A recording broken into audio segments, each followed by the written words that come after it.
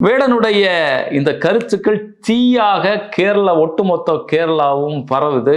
அடுத்த ஒரு சில நாட்கள்ல ஒரு அம்பலம் நிகழ்ச்சி, அதாவது ஒரு இந்து கோயில் வளாகத்துல நடக்கக்கூடிய ஒரு நிகழ்ச்சிக்கு வேடனை கூப்பிட்டு நடத்துறாங்க.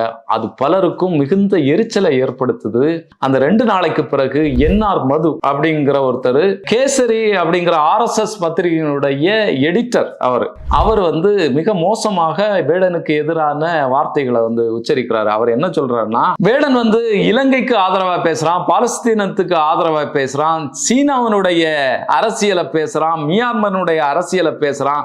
அப்படின்னா வேடனுக்கு பின்னால ஜிகாத் அமைப்புகள் இருக்கு, அவனுக்கு பின்னால யாரோ ஸ்பான்சர் பண்றாங்க, இத கண்காணிக்கணும் அப்படின்னு சொல்லி என்ஆர் மது சொல்றாரு.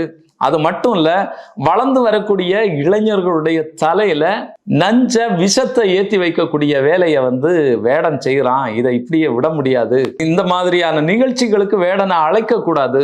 இந்த இந்து வளாகங்கள்ல வேடனை கூப்பிடக்கூடிய வேலையை வச்சிருக்க கூடாது. கூட்டம் கூடுறதுக்காக வேடனை கூப்பிட்டவங்க நாளைக்கு கேப்ரே டான்ஸரை கூப்பிட மாட்டாங்கன்னு என்ன நிச்சயம்? இப்படிங்கிற மோசமான வார்த்தைகளை உச்சரிக்கிறாரு. என்ஆர் மதுவுக்கு எதிராக ஒட்டுமொத்த கேரளத்திலையும் மிகப்பெரிய கடுமையான எதிர்ப்பு வருது, ஊடகங்கள்ல விவாதிக்கப்படுது.